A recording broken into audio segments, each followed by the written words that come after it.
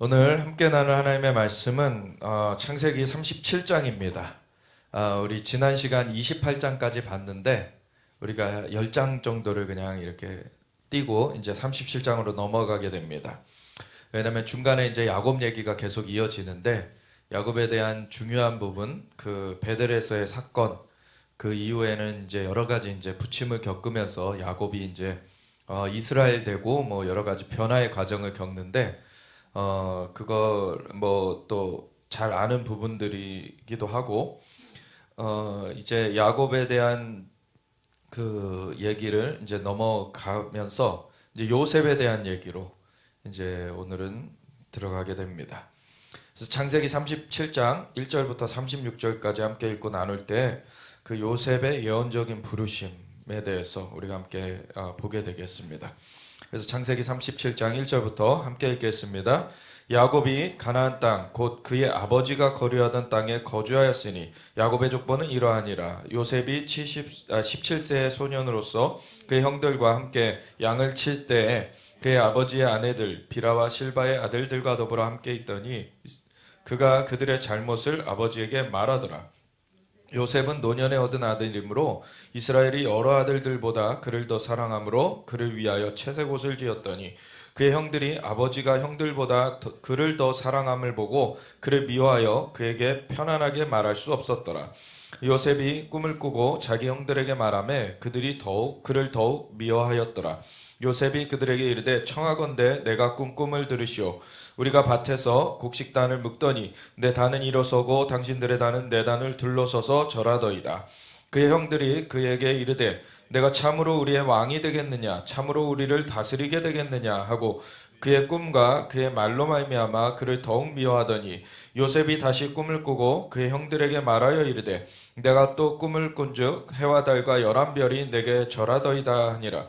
그가 그의 꿈을 아버지와 형들에게 말하매 아버지가 그를 꾸짖고 그에게 이르되 내가 꾼 꿈이 무엇이냐 나와 내 어머니와 내 형들이 참으로 가서 땅에 엎드려 내게 절하겠느냐. 그의 형들은 시기하되 그의 아버지는 그 말을 간직해 두었더라.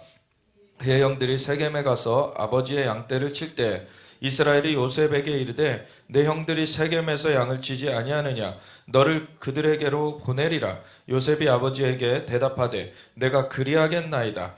이스라엘이 그에게 이르되 가서 내 형들과 양떼가 다 잘 있는지를 보고 돌아와 내게 말하라 하고 그를 헤브론 골짜기에서 보내니 그가 세겜으로 가니라. 어떤 사람이 그를 만난즉 그가 들에서 방황하는지라. 그 사람이 그에게 물어 이르되 내가 무엇을 찾느냐. 그가 이르되 내가 내 형들을 찾으오니 청하건대 그들이 양치는 곳을 내게 가르쳐 주소서. 그 사람이 이르되 그들이 여기서 떠났느니라. 내가 그들의 말을 들으니 도단으로 가자 하더라 하니라. 요셉이 그의 형들의 뒤를 따라가서 도단에서 그들을 만나니라. 요셉이 그들에게 가까이 오기 전에 그들이 요셉을 멀리서 보고 죽이기를 꾀하여 서로 이르되 꿈꾸는 자가 오는도다. 자 그를 죽여 한 구덩이에 던지고 우리가 말하기를 악한 짐승이 그를 잡아먹었다 하자. 그의 꿈이 어떻게 되는지를 우리가 볼 것이니라 하는지라. 르우벤이 듣고 요셉을 그들의 손에서 구원하려 하여 이르되 우리가 그의 생명을 해치지 말자. 르우벤이 또 그들에게 이르되 피를 흘리지 말라. 그를 광야 그 구덩이에 던지고 손을 그에게 대지 말라 하니 이는 그가 요셉을 그들의 손에서 구출하여 그의 아버지에게로 돌려보내려 함이었더라. 요셉이 형들에게 이르매 그의 형들이 요셉의 옷 곧 그가 입은 채색 옷을 벗기고 그를 잡아 구덩이에 던지니 그 구덩이는 빈 것이라. 그 속에 물이 없었더라. 그들이 앉아 음식을 먹다가 눈을 들어본즉 한 부리의 이스마엘 사람들이 길르앗에서 오는데 그 낙타들의 향품과 유향과 묘약을 싣고 애굽으로 내려가는지라. 유다가 자기 형제에게 이르되 우리가 우리 동생을 죽이고 그의 피를 덮어둔들 무엇이 유익할까. 자 그를 이스마엘 사람들에게 팔고 그에게 우리 손을 대지 말자. 그는 우리의 동생이요 우리의 혈육이니라 하매 그의 형제들이 청종하였더라. 그때 미디안 사람 상인들이 지나가고 있는지라. 형들이 요셉을 구덩이에서 끌어올리고 은 20에 그를 이스마엘 사람들에게 팔매 그 상인들이 요셉을 데리고 애굽으로 갔더라. 르우벤이 돌아와 구덩이에 이르러본즉 거기 요셉이 없는지라. 옷을 찢고 아우들에게로 되돌아와서 이르되 아이가 없도다. 나는 어디로 갈까. 그들이 요셉의 옷을 가져다가 수렴소를 죽여 그 옷을 피에 적시고 그의 채색 옷을 보내어 그의 아버지에게로 가지고 가서 이르기를 우리가 이것을 발견하였으니 아버지 아들의 옷인가 보소서 하며 아버지가 그들을 알아보고 이르되 그것을 알아보고 이르되 내 아들의 옷이라 악한 짐승이 그를 잡아먹었도다 요셉이 분명히 찢겼도다 하고 자기 옷을 찢고 굵은 배로 허리를 묶고 오래도록 그의 아들을 위하여 애통하니 그의 모든 자녀가 위로하되 그가 그 위로를 받지 아니하여 이르되 내가 슬퍼하며 수월로 내려가 아들에게로 가리라 하고 그의 아버지가 그를 위하여 울었더라. 그 미디안 사람들은 그를 애굽에서 바로의 신하 친위대장 보디발에게 팔았더라. 아멘. 하나님, 오늘도 주님의 말씀 앞에 우리가 함께 나왔습니다. 주님, 이 말씀을 주신 그 하나님께 우리가 더 그 마음이 온전하게 연하여지길 원합니다. 주님의 마음을 알길 원하고 주님의 뜻을 분별하며 주님의 뜻 가운데 우리가 살아가길 원합니다. 주님의 영으로 역사하여 주시옵소서. 우리를 주님의 길로 인도하여 주시옵소서. 이 순간 주님께서 역사하여 주시길 원하며 우리 주 예수 그리스도 예수와 마시아의 이름으로 기도드렸습니다. 아멘. 우리 요셉 이야기 너무나 잘 또 아는 친숙한 이야기이기도 합니다. 이 앞에 사실은 좀 건너뛴 그 10장의 내용들을 약간 축약해서 보자면 이제 야곱이 사실 그 장자의 명분을 원래 정당하게 거래해서 받은 것임에도 그 장자의 명분을 이제 그 아버지 이삭이 계속해서 이제 그 에서에게 그 장자에게만 주려고 하는 그런 상황 가운데서 어쨌든 그 리브가 어머니와 함께 해가지고 작전을 벌여가지고 그것을 얻어냈어요. 이제 그러고서 나서 이제 에서에게 미움을 받아서 죽임을 당할 그런 처지에 놓여져서 이제는 리브가가 이제 야곱을 바단 아람으로 너 외삼촌 집으로 가라라고 해서 이제 보내게 되는데 그 보낸 그 길 가운데 이제 가는 길 가운데 이제 베델에 이르러서는 돌베개하고 거기서 자는데 하늘에 그 열린 하늘 문이 있고 그리고 천사들이 오르락내리락하는 것이 보여지는 거죠. 근데 그것이 바로 할아버지 그 조부되는 그 아브라함이 세겜에 약속의 땅 중에서는 세겜에 먼저 이제 하나님께서 거기서 방문해 주신 것에 대해서 제단을 쌓고 그렇게 하나님 앞에 경배를 했던 그런 곳인데 두 번째 이제 베델에 와가지고 이제 제단을 쌓을 때에는 그 하나님께서 앞서 나타나 주신 것에 이제는 그 믿음의 그 반응으로서 자신이 먼저 제단을 쌓고서 하나님의 이름을 부르는 그래서 이제는 하나님 앞에 정말 야고보서 4장의 말씀처럼 너희는 하나님께 순복하라 그리고 마귀를 대적하라 그러면 너희를 피하리라 그 단계를 넘어서서 이제는 여호와를 가까이 하라 하나님을 가까이 하라 그리하면 너희를 가까이 하시리라 이제는 자기가 하나님을 찾는 그러한 단계로 나아갔던 장소가 바로 베델이었다는 거죠. 그래서 그것이 나중에 보면은 베델이 그 여호와께 제단을 쌓은 그 처음 제단을 쌓은 곳이다 이렇게 나온다. 분명히 제단을 처음 쌓았던 곳은 세겜이었는데 그래서 세겜에서 베델에서 제단 쌓은 얘기가 창세기 12장에 나오고 13장에는 베델이 여호와께 처음 제단을 쌓은 곳이다 라고 그렇게 나와요. 그러한 의미가 어떤 것인지도 봤었고 하여튼간 그러한 그 장소인 베델에 이 야곱 그 손자인 야곱이 이르렀을 때는 거기엔 열린 하늘 문이 있었다라는 것이죠. 하나님 앞에 가까이 나아가고자 그 제단을 쌓았던 곳에 열린 하늘 문이 있었다. 그것이 우리의 삶에 각 가정에 그 있어지길 원합니다. 우리 교회에도 그리고 우리가 가는 곳마다 이렇게 하나님 앞에 정말 하나님을 찾을 때 하나님은 거기에 열린 하늘 문을 주십니다. 그게 너무나 놀라운 은혜죠. 그래서 너무나 이 야곱이 놀라서 이제 여기가 하나님의 집이구나. 하나님의 집인데 알지 못하였다. 그러고서는 막 제단을 쌓고서는 하나님을 예배하고 거기 이름을 베이텔 하나님의 집이다라는 그 뜻에서 베델이라고 바꾸게 된 그런 사건이 있었고, 그 이후에 밧단 아람으로 가서 이제 라반 외삼촌 라반의 집에 갔을 때 사실 그 딸들 중에서 라헬을, 둘째인 라헬을 좋아해가지고 라헬을 위해서 7년 섬기겠다. 그런데 7년 후에 라헬 달라 그랬더니 밤중에 레아를 들여보내가지고, 그래가지고서는 이게 무슨 일입니까? 저는 라헬을 위해서 7년을 봉사했는데. 그랬더니 이제 언니보다 동생을 먼저 주는 경우가 없다. 그러면서 라반이 이제 둘러대죠. 그러면서 이제 라헬도 너한테 줄 것이니 또 다른 7년을 네가 섬길지라. 이래가지고 7년을 더 섬겨요. 그래서 그 이후에 이제 자기 몫을 이제 하는 것까지 해가지고 20년을 도합 그 라반의 집에서 섬기게 됩니다. 그때 동안에 그 야곱이 나중에 이제 라반한테 따지는 걸 보면은 10번이나 품삯을 바꿨다. 라반이 아주 뭐 사기꾼 같이 그렇게 했던 거죠. 근데 야곱은 사실 야곱을 사기꾼이라고 많이 생각을 하는데, 야곱은 충실하게 일을 했어요, 사실. 굉장히 충실하게 일을 했고, 그런 가운데서 라반이 막 이렇게 저리 바꿔도 그곳에서 충실하게 일을 해 갔습니다.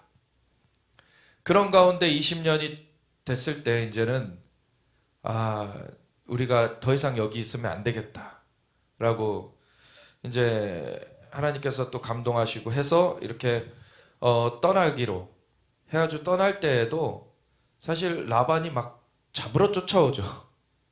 잡으러 쫓아오는데 그것의 또 한 이유 중에 하나가 사실 라반의 그 드라빔, 그 점치는 도구, 그 드라빔을 사실 라헬이 가져왔어요. 사실 라헬은 그런 영향력 하에 좀 있었던 거죠. 이 라헬이라는 인물 자체가.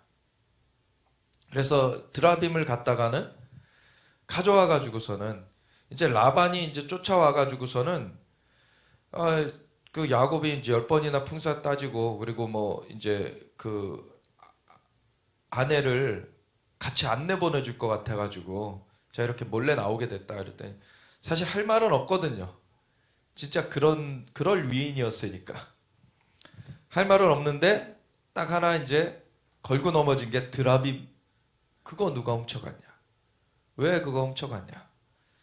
근데 야곱이 그거에 나오면은 그 사람이 책임을 물을 것이다.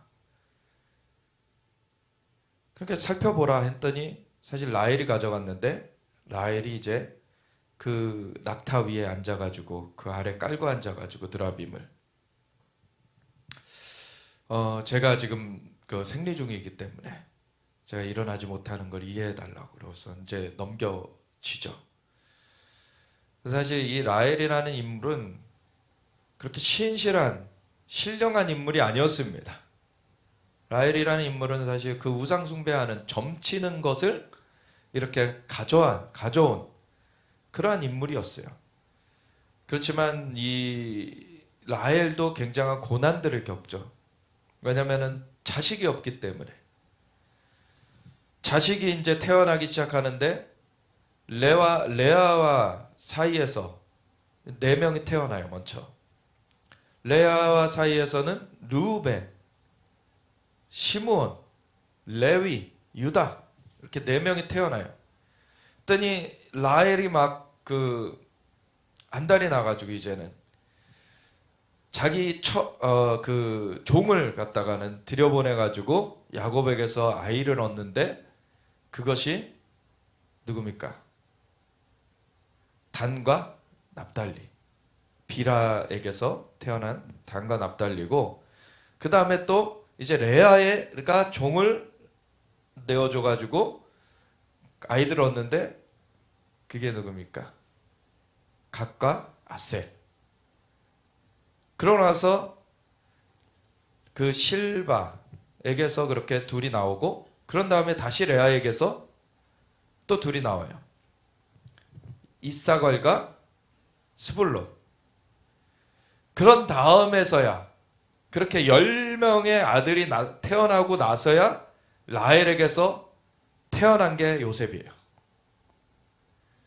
요셉이 사실 라헬 자체는 신령한 자가 아니었고 정말 그랬지만 하나님의 복을 이제 계승한 이어받은 이 야곱이 사랑했던 여인이 라헬이었기 때문에 이 라헬에게서 처음 태어난 이 요셉을 그리고 그가 노년에 얻은 아들이기도 했고 너무나 애지중지한 거죠.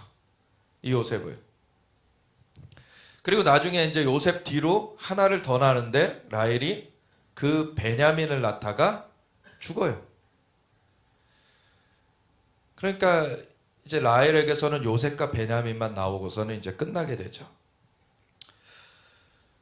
야곱이 너무나 이제 라헬을 사랑해가지고 라헬에게서 또 태어난 요셉에게 너무 총애를 했고 그리고 그 라헬을 너무나 정말 마지막 간 것도 너무 안타까워하고 그랬지만 사실은 나중에 그 막벨라굴 아브라함과 그 사라 그리고 이삭과 리브가 이렇게 대대로 그 무덤으로 쓰게 되는 그 막벨라굴에는 야곱이 나중에 레아랑 들어갑니다.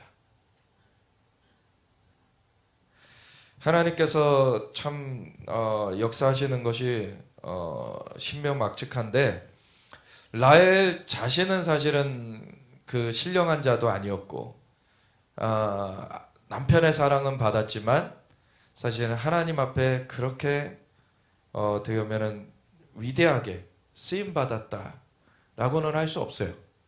예. 이제 라헬의 삶은 좀 이 인간적으로는 어떻게 보면은 사랑받는 자고 정말 그 인물도 뛰어났겠죠, 사실. 그리고 굉장히 매력이 있었을 거라 그렇게 볼 수가 있겠죠. 그렇지만 하나님 앞에서는 사실 이 라헬이 많은 어떤 큰 그 복을 이렇게 나타내는 그런 인물로서는 여긴 보여지지 않아요. 근데 여러 가지 이제 부침을 겪으면서 이제 야곱이 이제 분이엘 사건도 겪고 천사랑 씨름하다가 이제는 뭐 야복강에서 이제 건너면은 에서 그 형 에서를 맞닥뜨려야 되는데 맞닥뜨리려니 뭐 400명을 대동해 가지고 이제 막 온다고 하니까 이제 겁내 가지고 이제 떼를 나누고 뭐 이제 야복강에서 그 기다릴 때 천사가 방문해 가지고 이제 씨름을 하는데 나를 축복해 주기 전까지는 갈 수가 없다고 끝까지 붙들죠. 너가 하나님과 겨루어 이겼다. 하나님이 능력이 없어서 지신 게 아니죠. 하나님이 야곱을 테스트하신 거예요. 우리가 그 아이들하고 놀아줄 때도 아이들한테 져주죠. 이렇게. 여러분 아이들이 막 좋아하는 그런 모습을 우리가 또 기쁨으로 바라보고 그러는데 하나님께서 이렇게 그 천사를 보내가지고 야곱을 테스트하실 때 야곱이 끝까지 하나님을 붙드는 그 하나님께로부터 사실은 도움이 와야지만 살 수 있다라는 것을 완전히 각인시켜주는 일이었어요. 그래서 야곱이 끝까지 붙들고서는 해가 그 떠오를 때까지 이제 안 놓아주려고 하니까 환도뼈를 쳐가지고서는 이제 그 천사가 가게 되죠. 그러고서 그 이후로는 절름발이로 이제 계속해서 야곱은 지내게 됐어요. 야곱이라는 인물, 뭐 계속 말해왔지만 사기꾼이라는 표현은 사실 야곱한테 맞지는 않습니다. 정당한 거래를 통해서 장자의 명분을 받았어요.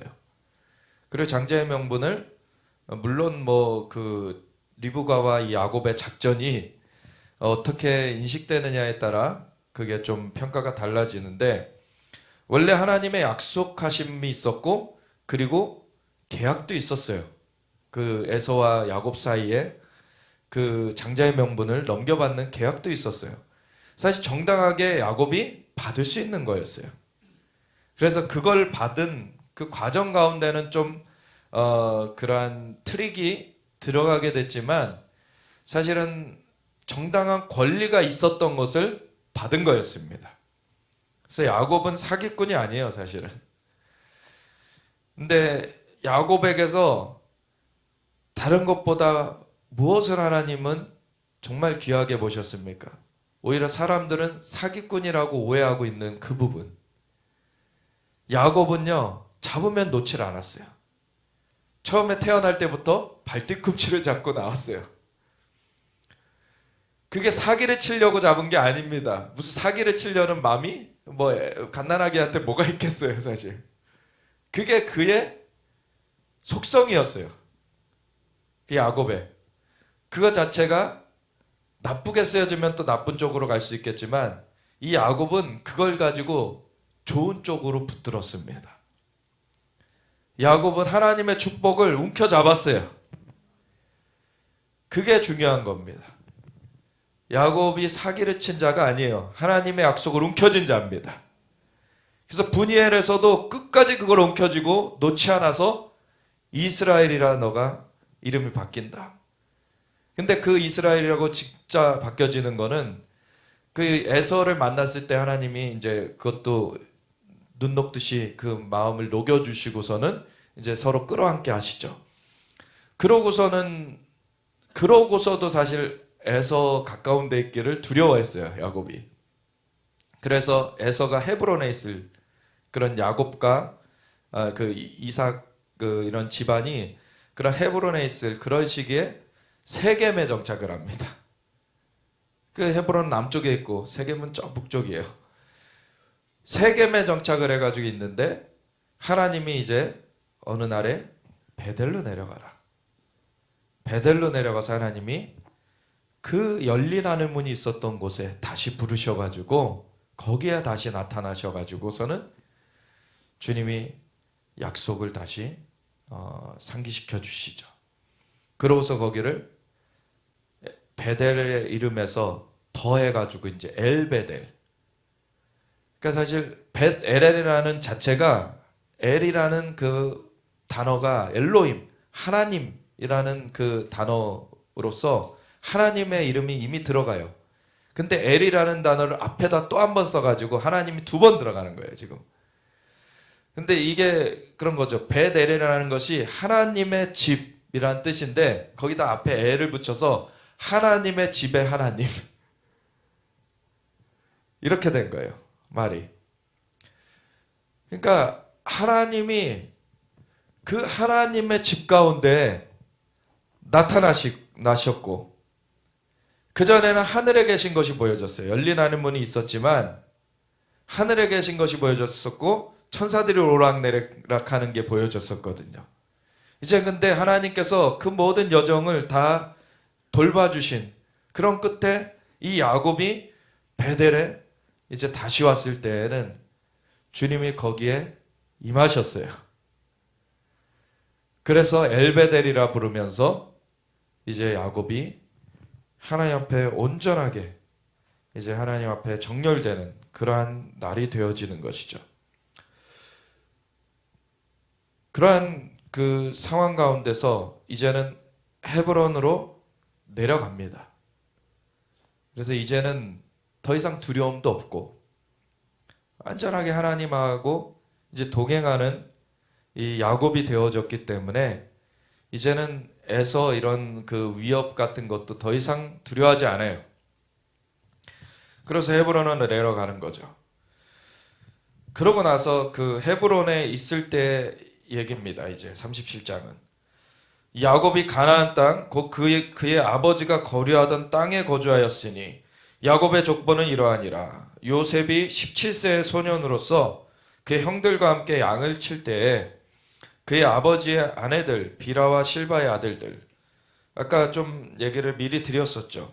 레아에게서 네 아들이 나오고 나서 비라에게서 두 아들, 실바에게서 두 아들, 그런 다음에 레아에게서 다시 두 아들이 나오고 나서 그 다음 그렇게 10 아들이 나오고 나서 11번째가 이제 라헬에게서 나온 요셉이었다. 그래서 그 위에 형들이 사실은 이 요셉이 어떻게 보면은 그 편애를 받는 것을 보면서 굉장히 고깝게 생각을 했죠. 이 요셉을. 그리고 요셉은 사실 요셉의 장점이자 어떻게 보면은 세상의 처세술로는 단점이에요. 요셉은 너무 투명해. 그냥 자기가 본 거 그대로 말해버려요. 그냥. 그래서 이 세상에서는 눈치가 없는 사람이고요. 근데 그 속성은 뭐냐면 정직한 속성이 있어요. 요셉에게는.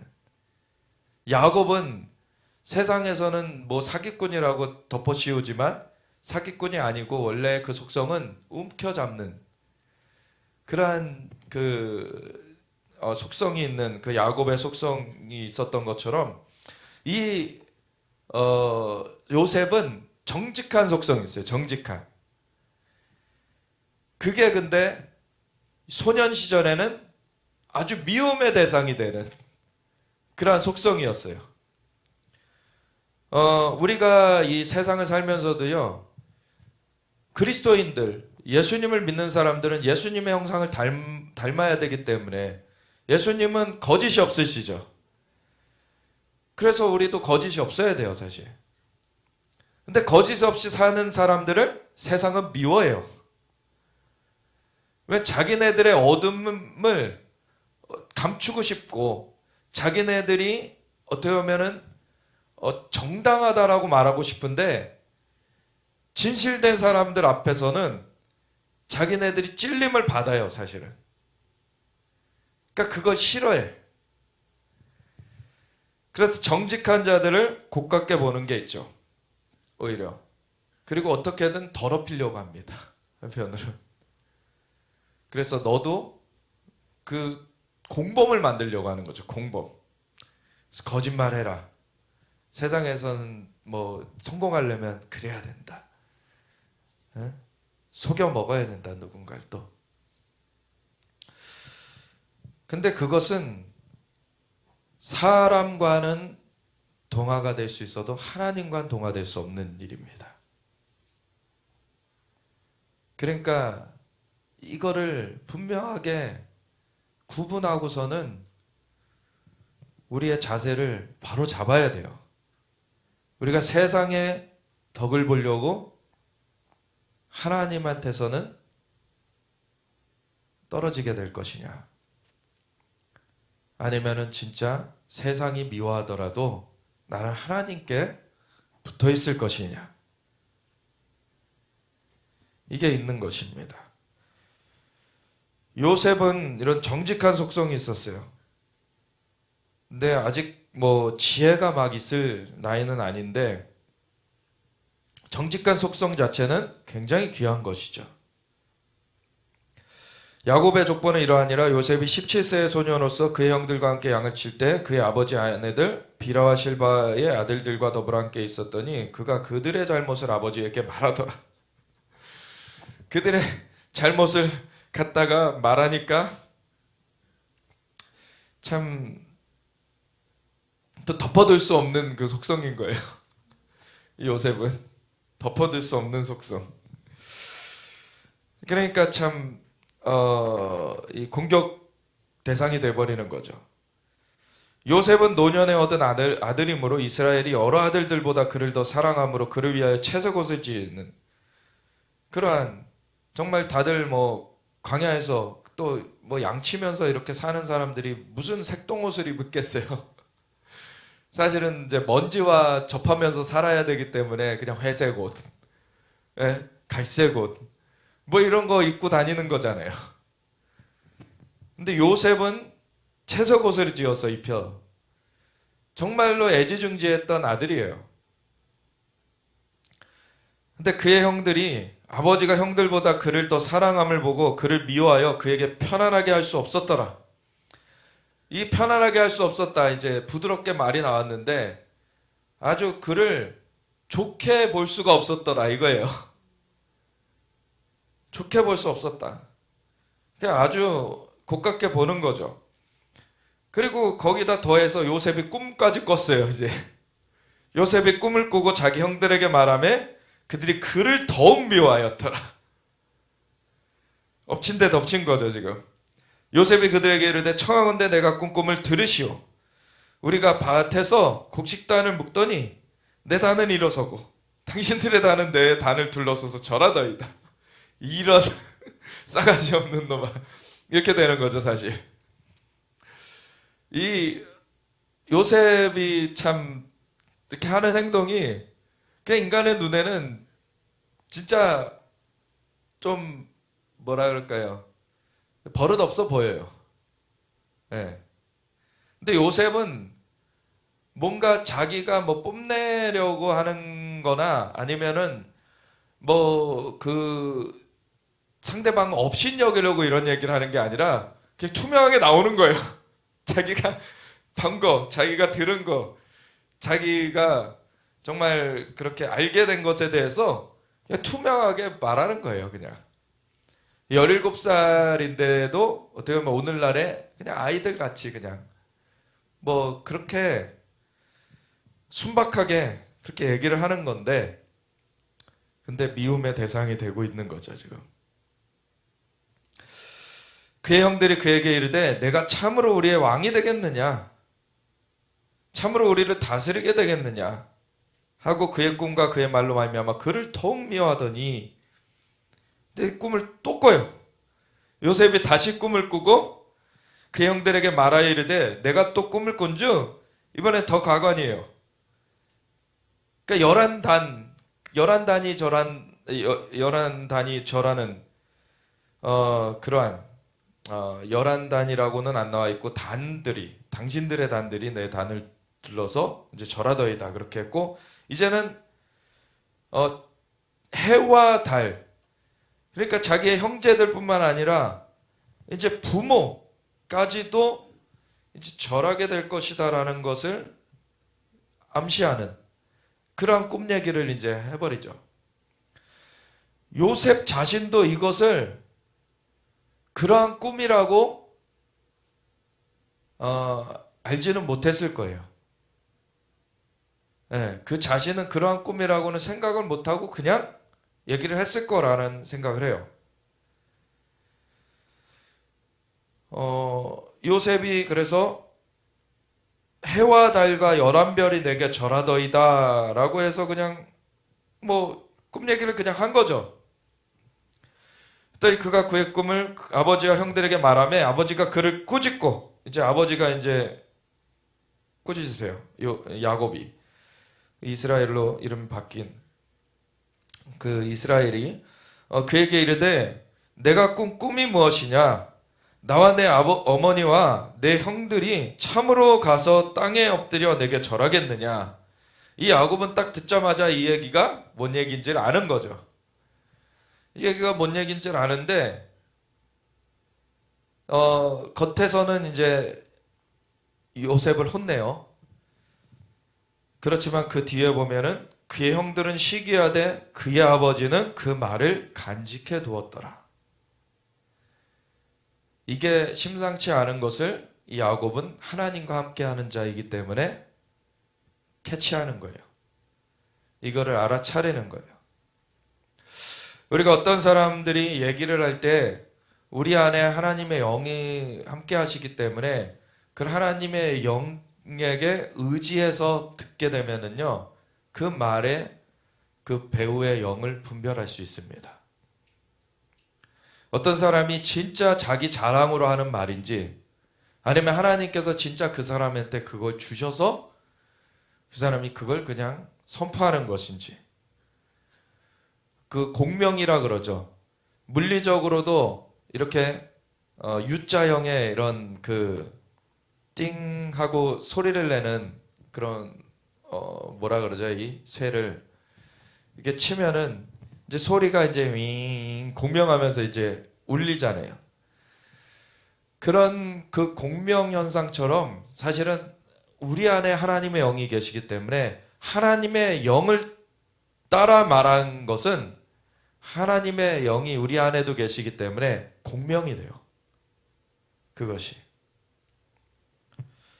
그래서 알 수가 있습니다. 영적인 일은 영으로서 분별하느니라.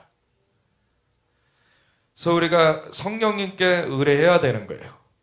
그래야 겉으로 속지 않습니다. 이제 중심에 있는 것들을 우리가 또 알아갈 수 있는데, 근데 어떤 것들은 바로 분별이 안 되고 좀 깊이 이거를 기도해 나가야지 분별이 되는 것들도 있죠. 그래서 뭐 원리는 근데 똑같습니다. 우리가 성령님께 의뢰해서 그걸 분별해 내야 된다는 거죠. 야곱은 이러한 하나님과 함께하는 그 동행함이 있었던 사람이기 때문에 이 요셉의 이야기를 간직해 두는 거예요. 이게 하나님께로부터 온 꿈인 거를 캐치를 하는 거죠. 그러면 어떤 꿈들은요, 그냥 개꿈이라 그러죠. 자기네들이 원해가지고 그냥 그게 투영된 꿈들을 많이 꿔요. 내가 어떤 진짜 근사한 사람이랑 결혼하고 싶다 그러면 근사한 사람이랑 결혼하는 꿈을 꾸는 거죠. 이렇게 자기가 원하는 상을 막 그려놓고서 그것이 이제 무의식의 세계 가운데 투영이 돼가지고 꿈으로 나타나는 거. 이런 것은 소스가 자기 자신이에요. 자신의 그런 바램, 그런 것들이 투영되는 거죠. 하나님의 꿈, 하나님의 꿈은 하나님께서 주시는 꿈이죠. 하나님께서 주시는 꿈, 그거는 성령님의 역사하심이 있어요. 그래서 그거를 분별할 수가 있습니다. 그 근원을 아는 거예요. 근원. 겉으로만 봐서는 똑같아 보여요. 사실 그림도 보면은요, 그림을 이제 유명한 정말 대단한 화가가 그리면요, 굉장한 값을 사실은 가지게 되죠. 근데 그것을 정말 흡사하게 모조해내는 그림들이 생겨요. 위작이라 그러죠. 그 모조해내는 그림을 일반 사람들은 구분을 못합니다. 이게 어떤 게 진짜고 어떤 게 가짜인지. 근데 그 진짜의 특성을 잘 아는 전문가들은 분별해내죠. 진짜의 특성을 알면은요, 그것과 다른 특성을 찝어낼 수가 있어요. 붓의 터치가 이렇게 살짝만 이렇게 강도가 우리 사인하는 것도 사인을 위조해내도 사인을 진짜 분별해내는 사람들은 이게 위에서 힘을 줘서 아래는 약하게 내려갔는지 아니면은 똑같이 힘을 주면서 내려갔는지 어떤 그러한 특성들이 다 다르기 때문에 사람마다 이런 것들을 집어내야죠. 그래가지고 그게 위조됐다는 걸 알아내요. 그림의 전문가들은 그러한 특성들을 보고서는 진품과 가품을 구별해낼 수가 있어요. 이 육신적으로도 그러한 일들을 하는데 왜 영적으로는 왜 분별을 안 합니까? 영적으로 하나님과 함께하는 것을 더해가면 더해갈수록 진리를 알지니 진리가 너희를 자유케 하리라. 우리가 진리 가운데서 온전하게 서게 돼요. 그러면서 거짓에 속지 않습니다. 진리를 더 알아가야 돼요. 우리가 말씀을 더 깊이 알아가고 우리가 성령님 앞에 그 의지에서 기도해 나가는 그러한 일을 계속해 나가면은 정말 우리에게 분별력이 더해지는 거예요. 그러면은 거짓 것들을 그대로 이제 걸러낼 수가 있게 되는 그러한 것이 되죠. 야곱은 이 요셉이 말하는 것이 그냥 자기의 개꿈이 아니구나. 하나님이 주신 꿈이구나는 알았던 거예요. 근데 그 형들은 그렇지 않았죠. 그 형들이 세겜에 가서 아버지의 양떼를 칠 때 이제 세겜에서도 정착해 있었기 때문에 세겜 땅도 사실은 이렇게 개척해 놨어요. 야곱이. 물론 처음 개척한 건 아브라함인데 아브라함 때 세겜 땅에 많은 그런 영역을 이렇게 직접 통치하고 머물렀던 건 아닙니다. 세겜 땅에 제단을 쌓고 그 기둥은 세워놨지만 사실 아브라함은 또 남쪽으로 내려와서 베델에 또 정착했다가 또 그 다음에 기근이 들어서 애굽 갔다가 돌아올 때는 헤브론에 정착을 했었어요. 그래 나서 이삭을 바치라 했을 때는 예루살렘 갔다가, 그래서 뭐 사실 주로 정착해 있었던 것은 오히려 남쪽의 헤브론, 부엘세바 이런 쪽에 정착해 있었거든요. 그런데 이제 야곱이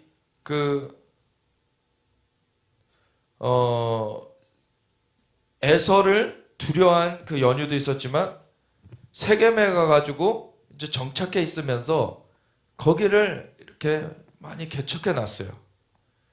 그런 상황 가운데 나중에 이제 베델을 통과해서 헤브론에 와서 살면서도 세겜까지 그 영향력을 그대로 갖고 있었던 거예요, 이 야곱은.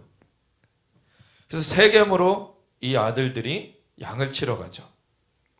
그럼 세겜으로부터 헤브론까지 이 지역이 사실은 그 사도행전 1장 8절에 오직 성령이 임하시면 너희가 권능을 받고 예루살렘과 온 유대와 사마리아 이렇게 말할 때 그 온 유대가 이 예루살렘으로부터 남쪽 헤브론을 이렇게 포괄하는 그 지역이 온 유대고, 이 사마리아는 바로 위쪽으로 베델과 세겜을 이렇게 포괄하는 지역이 사마리아인데, 야곱이 이 예루살렘 유다 사마리아 지역을 이제는 개척해 내고 있는 거예요. 보면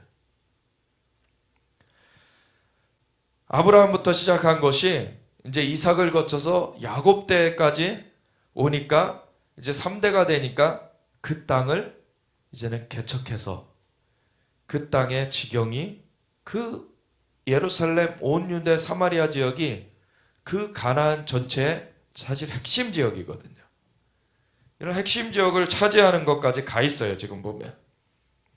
그런 가운데 헤브론 그 남쪽에서부터 저 북쪽에 세겜까지 이 아들들을 보내가지고 양을 치게 하는, 그러니까 이 지경이 다 왔다 갔다 하는 이제 야곱이 이제 그 지경을 개척하는, 그 지경을 이제 통치하는 그러한 단계로 들어가게 된 모습을 보게 되는 거죠.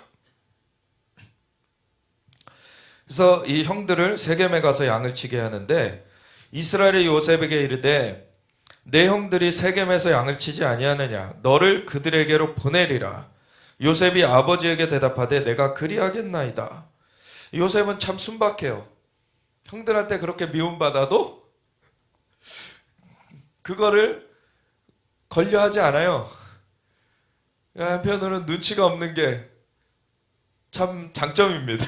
요셉이 이 형들한테 서스럼 없이 가요. 요셉은 그냥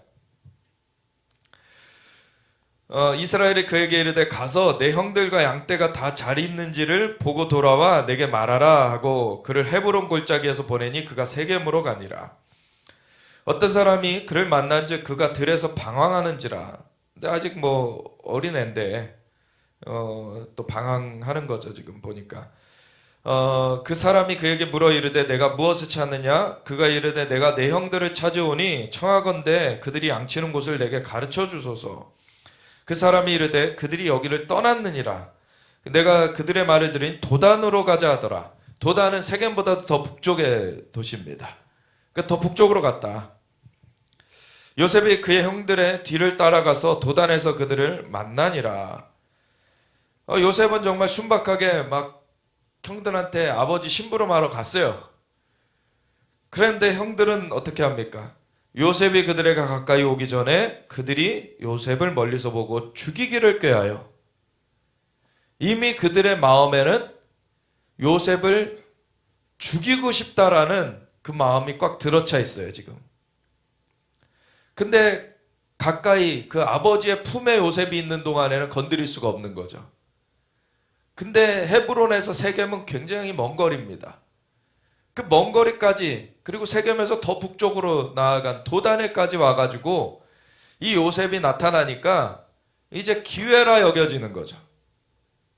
기회라. 이제 아버지의 눈밖에, 이제 아버지가 이렇게 감시할 수 없는, 알 수가 없는 그런 위치에 이 요셉이 왔으니 죽여버리자. 서로 이르되 꿈꾸는 자가 오는도다.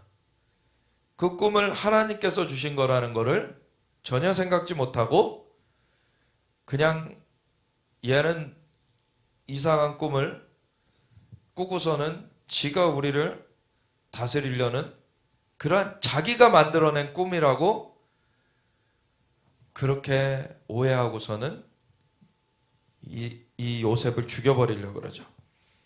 그래서 자, 그를 죽여 한 구덩이에 던지고 우리가 말하기를 악한 짐승이 그를 잡아먹었다 하자. 그래서 알리바이를 또 만들려고 하죠. 그의 꿈이 어떻게 되는지를 우리가 볼 것이니라 하는지라. 그러니까 인간적인 수단으로 그냥 얘가 우리를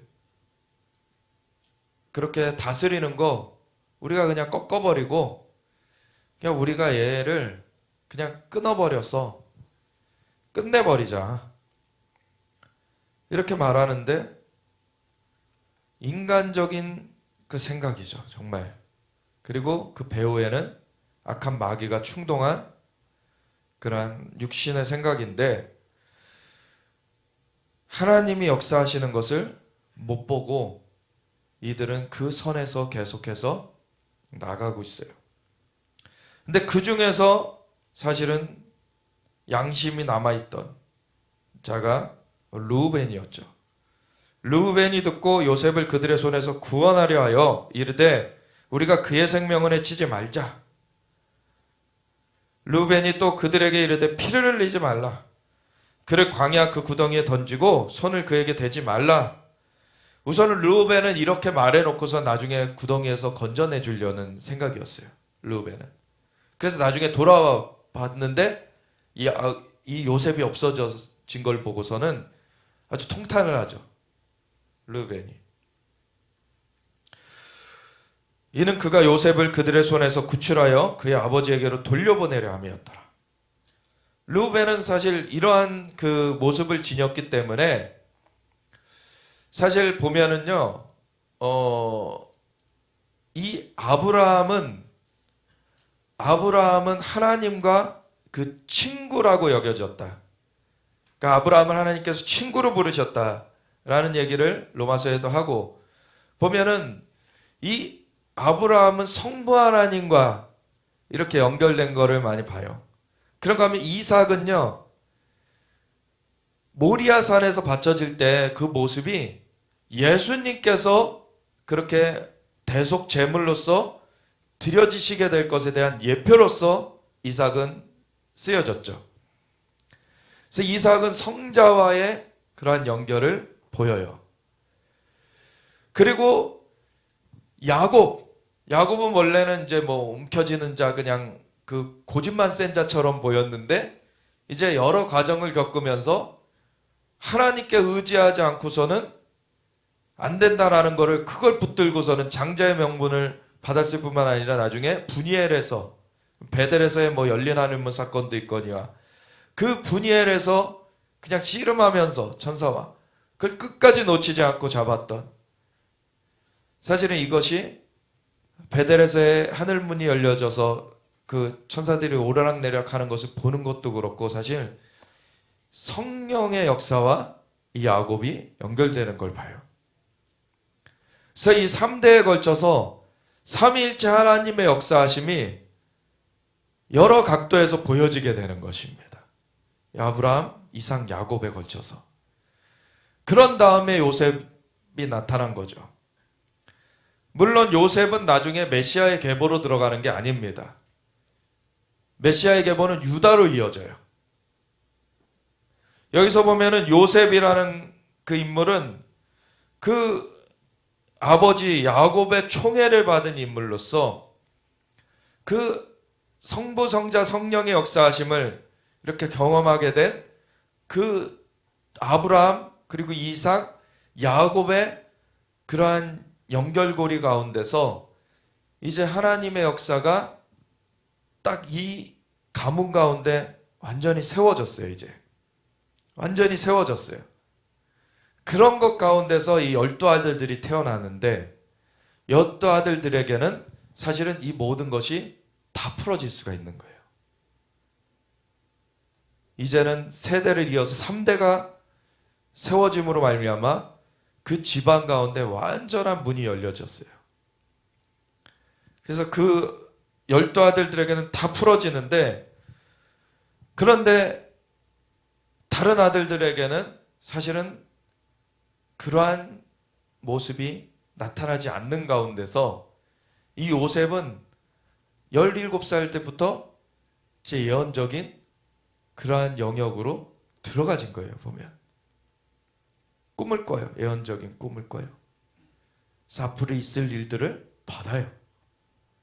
그것이 아직 무엇인지 해석은 못하지만 그런 것들을 받아요. 그래서 우리가 이 믿음의 가정들이요 3대만 이어져서 하나님을 진짜 그냥 종교적으로 섬기는 거 말고요, 그냥 진짜 기도하면서 온 3대만 되어지면은요 그 이후에 자녀들은요 날 때부터 예언적으로 그렇게 크는 것들을 봐요. 그 영안이 막 열려져서 자라나는 걸 봐요. 사실 저는 이제 제가 믿음의 첫 대고, 이제는 뭐 부모님들이 이제 예수님 영접하셔서 그렇지만 제가 먼저 믿게 된 사람으로서 자라날 때는 사실 그러한 그 영역이 이제 없었던, 그렇지만 이제 미국에 가신 큰 고모님이 미국에서 그 예수님을 영접하고 또 가문을 위해서 기도해 주신 거예요. 그런 것들의 은혜를 입었죠, 사실 저는. 근데 이제 우리 이제 사모 같은 경우에는 아버님이 목사님이시고, 사실 목사님이 되신 것도 그 전에 너무나 사실은 많은 어려움을 거쳐 나오셨어요. 실미도 영화 아시죠? 그런 거의 주인공이세요, 사실. 그러니까 실제로 북한을 다녀오셨어요. 그 첩보를 위해서. 근데 10명이 보내졌는데 2명만 살아남았어요. 그 중에 한 분이시고. 굉장히 험난한 세월을 보내셨어요, 사실. 그런 와중에 이제 그 군대를 이제 전역을 하면서 이제 하나님의 종이 되고자 이 마음을 가지고 예전에 한월상 기도원 한참 뜨거웠을 때 거기 가서 40일 금식을 하신 거예요. 40일 금식을 하셨는데, 그래서 나중에 우린 그 얘기를 이제 전해 듣게 된 거죠. 33일까지는 아무것도 없이 맹숭맹숭 하더래요. 근데 33일부터 귀신이 찾아오기 시작하더라는 거예요. 귀신이 찾아오고, 그래서 싸우고, 그러면서 37일째 되니까 이제 영안이 확 열리기 시작하시더라는 거예요. 그러면서 이제 그 영안이 열려가지고 이제 그렇게 목회를 시작하실 때, 저기 이제는 뭐 남양주가 많이 아파트 단지가 들어섰지만 그 전에 망우리 공동묘지 뭐 이런데 공동묘지에 가가지고 개척을 하시라고 하나님 앞에 명령을 받고서는 가서 개척하셔가지고서는 한 200명 정도 되니까 또 다른 교회 개척하러 그거는 넘겨주시고서 가신 거예요. 이렇게 사신 거예요. 그것 때문에 사실은 뭐 수가 200명 정도 되면 자립이 되고 굉장히 사실 안정적으로 갈 수 있는 그런 상황인데, 오히려 그 불안정한 그런 개척의 길로 또 가신 거잖아요. 그러니까 가족들은 사실은 편하게 살 수 있었던 것이 내려놔지고 또 힘든 생활로 들어가게 되는 거예요. 그래서 사실 우리 사모는 원래 자라나면서 절대 목회자 만나지 않겠다는 것이 다짐이었다 그래요. 근데 하나님이 참 이렇게 제가 그 아내를 너무 정말 그 귀한 거를 알게 되게 하시고 정말 그거를 놓칠 수 없다. 우리 정말 그래가지고 제가 이제 나중에 고백을 했는데 고백할 때는 제가 회사원이었는데 근데 퇴사를 하고서는 주의종이 된 거죠. 하나님의 방법이 다 있습니다.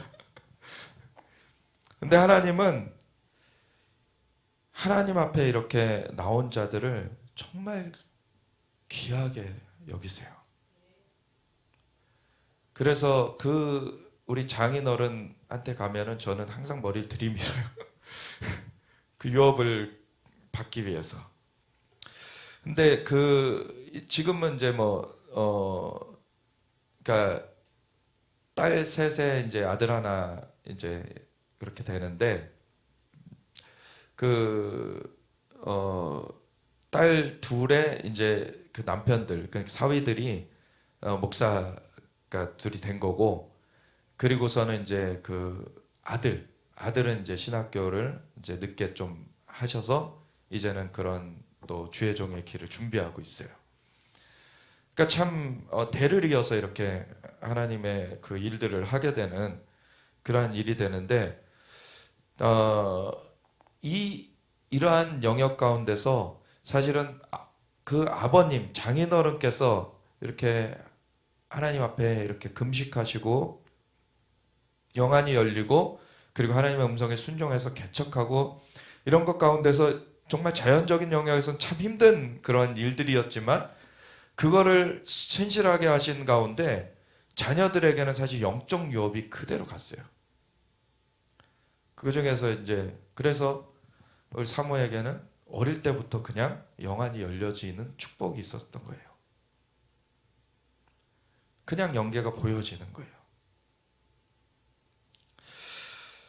우리가 하나님 앞에 섬길 때 그것이 하나님께서는 자기를 찾는 자들에게 상 주시는 분이세요.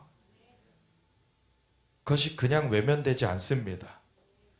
하나님께서는 정말 좋은 것으로 주시길 원하세요.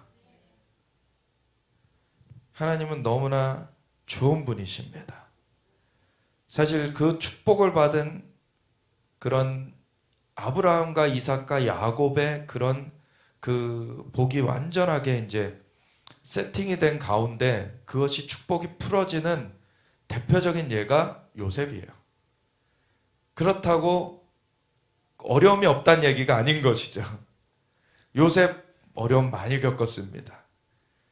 그렇지만 그 어려움들을 통해서 결국에 요셉이 단련되어지면서 그런 가운데서도 이겨내는 이 요셉의 그 삶으로 하나님께서 인도하시면서 결국에는 그 야곱 때에 이스라엘의 그 세겜부터 헤브론까지의 그 정말 중요 지역을 다 다닐 수 있는 그런 것까지 펼쳐졌지만 그때 이스라엘 땅은 그렇게 강대국이 아니었어요. 이스라엘 땅은 강대국이 아니었죠. 그때 최강대국이었던 곳은 애굽이에요. 이집트. 근데 그냥 약소국의 그냥 한 지역을 이렇게 통치하는 그것도 축복이지만 그걸 넘어서서 그때 최강대국의 권위자, 그 최강대국을 그 바로는 자기가 이름만 더 높고 다 네가 다스려라라고 하는 그러한 권한을 위임받은 자가 되어진 것이 요셉이죠. 이 요셉의 축복은 그 선조로부터 온 것입니다. 그 아들들 중에는 사실 요셉에게 이게 대표적으로 갔는데 근데 르우벤은 이 요셉을 잡아 죽이는 것에 동참하지 않고 그것을 막고 오히려 돌이키려는 그러한 일이 있었어요. 그리고 나중에 유다가 또 이것을 막아주려고 하죠. 그래서 다른 자녀들은 유다는 네 번째 자녀입니다. 야곱의 첫 번째가 이제 르우벤이죠. 그리고 시므온과 레위예요. 두 번째, 세 번째가. 레위는 나중에 이제 출애굽기 지파에서는 이제 레위 지파가 제사장 지파로서 서게 되는데, 보면은 이제 메시아가 오는 계보는 유다로 이어지는 이유가 루벤과 유다가 죽음의 길이 아니라 생명의 길로 가려고 했던 자들인데, 그 자들 중에서 왜 루벤이 탈락을 합니까? 나중에 네, 아버지의 첩을 이제 범해가지고 탈락이 돼버려요. 그래서 유다에게로 가는 거예요. 하나님의 축복은 정말로 우리에게 아낌없이 부어지길 정말 하나님은 원하십니다. 근데 우리가 진짜 그것을 원하느냐가 문제인 거예요. 세상의 것들을 원하고 하나님께는 관심이 없으면 하나님은 부어주고 싶어도 못 부어주시는 거예요. 근데 하나님 앞에 진짜 나아가면은 자기를 찾는 자들에게 상 주시는 분이십니다. 이 루벤은 나중에 이제 탈락이 됐지만 여기서는 정말 요셉을 건져주려고 애를 써요. 그 루벤 말을 듣고서는 이제 구덩이에 던져 넣었는데, 그래서 요셉의 형들에게 이르매 그의 형들이 요셉의 옷 곧 그가 입은 채색 옷을 벗기고 그를 잡아 구덩이에 던지니 그 구덩이는 빈 것이라 그 속에 물이 없었더라. 그들이 앉아 음식을 먹다가 눈을 들어본즉 한 무리의 이스마엘 사람들이 길르앗에서 오는데, 길르앗은 오늘날의 그 요르단 지역이죠. 그 무역로예요, 무역로.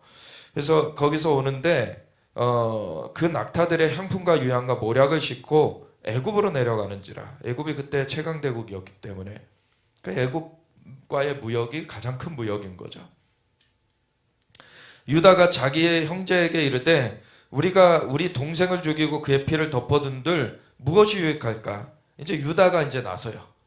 그래서 유다가 이제 나중에 이것뿐만 아니라 그 요셉 앞에 나중에 그 요셉이 총리가 애굽의 총리가 되어 있을 때 전 세계 기근이 들었을 때 요셉은 미리 꾼 꿈을 가지고서 곡식을 저장해 뒀기 때문에 애굽에만 곡식이 있어서 애굽으로 다 곡식을 가지러 가게 되죠. 그때 형제들이 다 갔는데 요셉은 형들을 알아보죠. 그러고서는 그 아버지에 대해 물어보고서는 유도신문을 하는 거예요. 그러고서 동생이 있다는 것까지 실토하게 만들어요. 그래서 동생 같이 오지 않으면 내가 너희 내어줄 수 없다.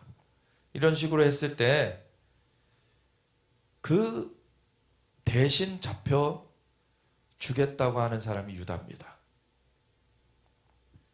그래서 나중에 대속의 은혜를 풀어내는 그 메시아의 계보로서 유다가 이렇게 세워지게 되는 거예요. 여기서는 먼저 요셉을 살리려고 하죠. 자, 그를 이스마엘 사람들에게 팔고 그에게 우리 손을 대지 말자. 그는 우리의 동생이요 우리의 혈육이니라 하매 그의 형제들이 청종하였더라. 그때 미디안 사람 상인들이 지나가고 있는지라.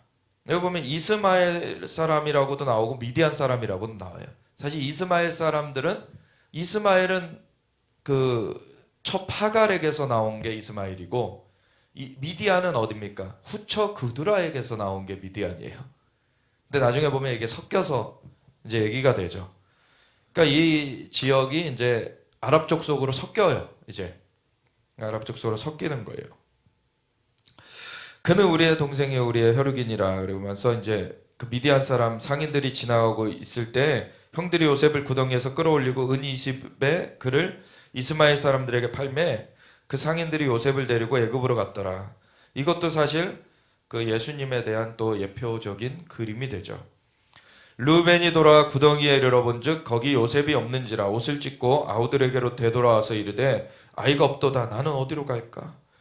그들이 요셉의 옷을 가져다가 수점소를 죽여 그 옷에 피를 적시고 그 옷을 피에 적시고 그의 채색 옷을 보내어 그의 아버지에게로 가지고 와서 이르기를 우리가 이것을 발견하였으니 아버지 아들의 옷인가 보소서 하매 아버지가 그것을 알아보고 이르되 내 아들의 옷이라. 악한 짐승이 그를 잡아먹었도다. 요셉이 분명히 찢겼도다 하고 자기 옷을 찢고 굵은 배로 허리를 묶고 오래도록 그의 아들을 위하여 애통하니 그의 모든 자녀가 위로하되 그가 그 위로를 받지 아니하여 이르되 내가 슬퍼하며 스올로 내려가. 여기서 스올은 지옥을 말하는 것이 아닙니다. 이제 죽음의 공간이죠. 이제 스올로 내려가 아들에게로 가리라 하고 그의 아버지가 그를 위하여 울었더라. 그 미디안 사람들은 그를 애굽에서 바로의 신하 친위대장 보디발에게 팔았더라. 사실 지금 보면은 하나님과 함께하였던 야곱은 요셉의 꿈을 이렇게 간직하여 두었음에도 요셉이 이제 죽었다라고 알게 된 그 상황 가운데서는 이제 끝났다라고 야곱도 생각하는 거죠. 인간의 눈에는 사실은 정말 끝난 것 같아 보이는, 예수님이 이 땅을 거니셨을 때에도 예수님이 정말 친하게 하셨던 그 나사로 그리고 마르다, 마리아 이러한 남매들, 정말 예수님이 하시는 일을 많이 목격을 했고 옆에서 예수님이 어떠한 분이신가를 알았지만 죽은 자를 살리시는 것까지는 몰랐어요. 나사로가 병들어서 이제 죽게 되려고 할 때에는 빨리 와주십시오 하고 전가를 보냈는데 예수님이 일부러 지체를 하시죠. 오히려 나사로가 완전 죽어서 시체를 썩는 그 상황으로 들어가는 3일째에야 나타나세요. 이거는 인간의 수준에서 일어나는 일이 아니라는 것을 완전히 보여주시기 위하여서 주님께서는 그렇게 하신 것입니다. 근데 마르다가 먼저 달려나와 가지고서는 주여 이미 죽었습니다. 주님께서 우리와 함께 계셨더라면 죽지 아니하였을 것인데, 그 정도 수준의 얘기를 하죠. 그랬더니 예수님이 뭐라 그러십니까? 내가 너희가 믿으면 영광을 보리라고 하지 않았느냐. 너희가 지금 그 보는 그 영역을 넘어서는 것, 너희가 지금 다 끝났다고 하는, 죽음이 끝이라고 하는 그 영역을 넘어서는 그 영광을 너희가 경험하게 될 것이다. 하나님께는 능치 못하심이 없습니다. 주님 모르시는 것이 없어요. 인간의 눈에는 방법이 없다 하는 때에도 하나님은 새롭게 하실 수 있습니다. 오히려 그때가 하나님만이 드러나실 수 있는 때죠. 우리나라의 그 대통령 선거 같은 경우도 지금 부정의 그 일들, 그리고 뭐 후보들이 정말 하나님을 경외하는 그런 사람이 보여지지 않고 여러 가지 막혀져 있는 그런 거를 봐요. 그렇지만 하나님 그 가운데 기적을 행하실 수 있습니다. 하나님은 하나님의 일을 하십니다. 관건은 믿음으로 서는 자들이 있느냐는 거예요. 너희가 믿으면 영광을 보리라. 요셉을 정말 그렇게 죽어버리고 끝나버린 줄 알았더니 정말 오랜 세월이 지나서 애굽의 총리가 되어 있는 것을 야곱이 보게 되죠. 하나님은 하나님의 일을 중단 없이 하셨습니다. 인간의 눈에 중단된 것이죠. 우리가 그래서 오늘 기도할 때 하나님은 정말 우리를 축복하시길 원하시고 여호와께서 내게 복을 주시고 너를 지키시기를 원하시며 여호와는 그 얼굴을 내게 비추사 은혜 베푸시기를 원하시며 여호와는 그 얼굴을 내게로 향하여서 평강 주시기를 원하노라. 아멘. 하나님을 믿고 하나님의 그 생명의 역사에 같이 할 자들이 누구냐? 하나님의 영광을 선포할 자들이 누구냐? 너희가 믿으면 영광을 보리라. 우리가 그 사람들로 서길 원합니다.